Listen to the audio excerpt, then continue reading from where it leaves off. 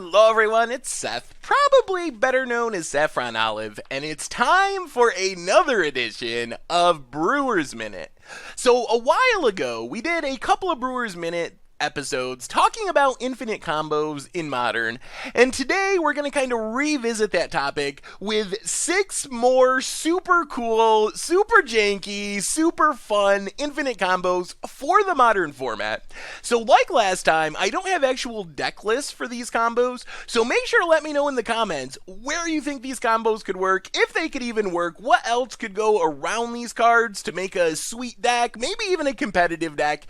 A quick reminder before we break down the combos: if you enjoy Brewer's Minute and the other series here on the channel, it would be amazing of you if you could take a quick second, click that subscribe button down in the corner of your screen. It's a great way to support the channel and the site for free. So first off, we have a Commander Classic that also works in the Modern format, and that is Triskelion and Mikaeus the Unhollow. So while these are both 6-drops, maybe we need some reanimation or some ramp to get them out quicker. The end result of this combo is infinite damage to our opponent, also to creatures if we want to, but if we got infinite damage, probably should just kill our opponent. So the plan here is Triskelion enters the battlefield with 3 counters. You get to remove a counter to deal damage to a creature or player.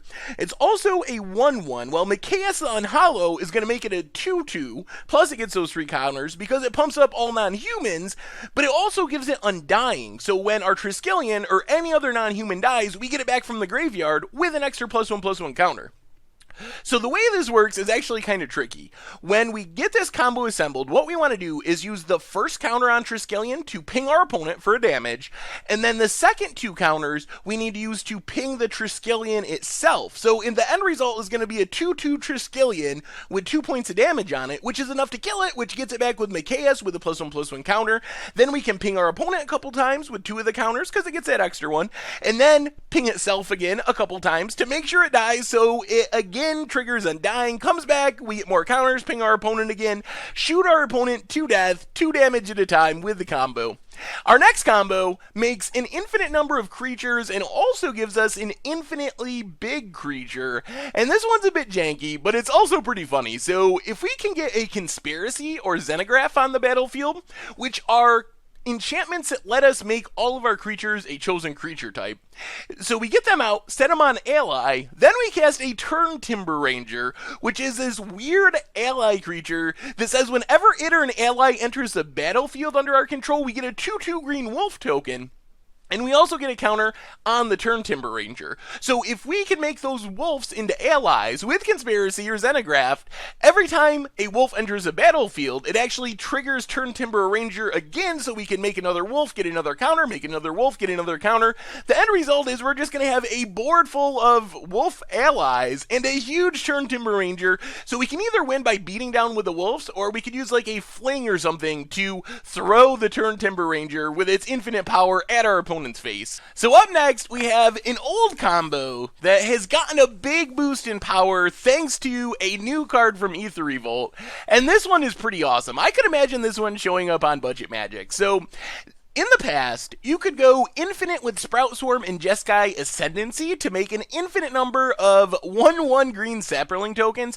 The problem is Jeskai Ascendancy is a ton of colors. Well, now you can do the same combo, but with Paradox Engine, which means in theory you can be mono green. So here's the idea. We use creatures like Birds of Paradise, Noble Hierarch, stuff like that, ramp into the Paradox Engine, and then we cast our Sprout Swarm with buyback, tapping all of our creatures to pay for Convoke. So 5 mana, but our creatures pay for that. What's going to happen is a Paradox Engine will untap all of our creatures, we get a 1/1 Sapperling, and we get the Sprout Swarm back to our hand. So as long as we have 5 creatures and one of them is green, we just tap all our creatures, cast the Sprout Swarm with the Convoke/buyback cost, get a 1/1, get it back to our hand, Paradox Engine untaps, keep doing that over and over. The end result is we have a million 1/1 green Sapperling tokens. Better yet, Sprout Swarm is an instant, so we can do this on the end of our opponent's turn to dodge Pyroclasms and other sorcery speed stuff, and then just untap and beat our opponent down with all of our Sprouts. Our next 2 combos are actually infinite turn combos, and they're pretty spicy. So one of the easiest ways to take infinite turns in Modern is Panoptic Mirror.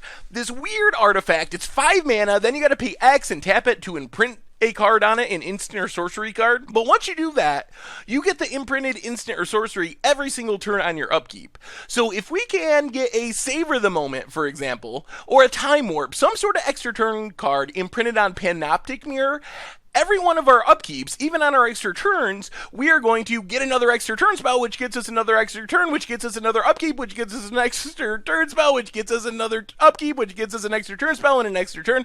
The end result is we basically take all the turns forever. Savor the Moment might look weird because you don't get to untap during your extra turns, but if you have all the turns, that doesn't even matter, and it's only 3 mana, which makes it a little more competitive in some ways than Panoptic Mirror. Even though we don't get to untap our stuff, we will eventually be able to win the game because we're going to draw a card each turn, make our land drops, we don't have to tap those lands, use those lands to cast a big threat, beat down with that threat, play more lands, get another threat, beat down with that threat, and we can still win the game even without untapping if we have all the turns.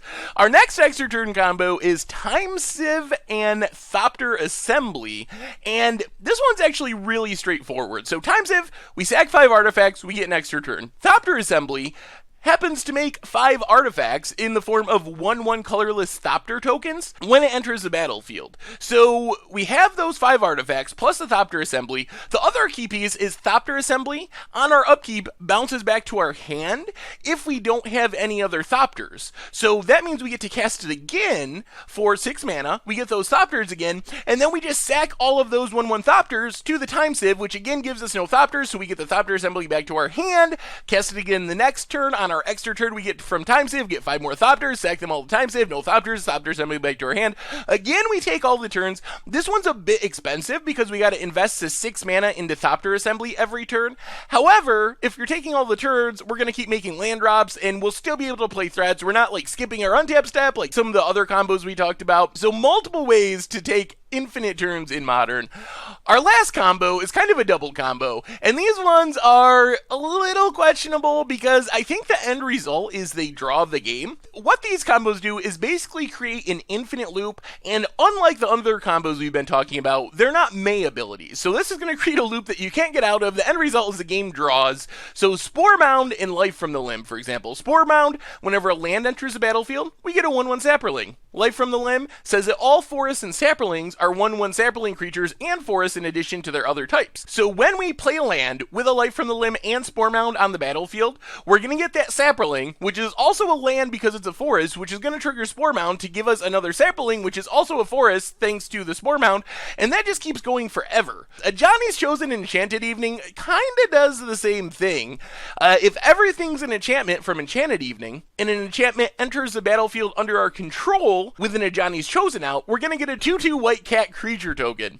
And that's going to also be an enchantment, which will trigger Ajani's Chosen to make another 2/2 cat enchantment creature, which will again trigger Ajani's Chosen. The end result is we have a billion trillion infinite number of 2/2 white cat enchantment creature tokens. The problem is, again, there's no way to get out of this loop. There's no May in there, so we just make all those tokens until the game eventually draws itself. So I don't know what the practical applications of these combos are. I can't figure out any way to actually use these to our advantage, but it's cool to know that they exist, and if you ever want to just build a we draw the game deck, here's a couple of sweet ways to do it. Anyway, that's 6 more infinite combos for Modern, and that's our Brewer's Minute for this week. So again, if you have any sweet ideas about how to use these in a deck or what other cards to go around them, make sure to let me know in the comments. Anyway, that's our Brewer's Minute for this week. Thank you very much for watching. I hope you enjoyed the video, and I will talk to you soon.